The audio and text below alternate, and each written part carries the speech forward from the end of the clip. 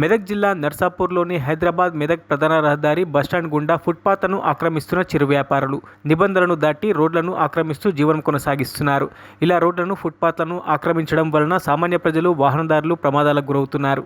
నర్సాపూర్ పట్టణానికి రోజు చుట్టుపక్కల ఊర్ల నుంచి అనేక మంది తమ పనుల నిమిత్తం రావడం జరుగుతోంది. ఇలా రోడ్లను ఫుట్పాత్లను ఆక్రమించడంతో పూర్తిగా ట్రాఫిక్కి అంతరాయం కలుగుతూ సామాన్యులు వాహనదారులు తీవ్ర ఇబ్బందులు గురకావాల్సి వస్తోంది.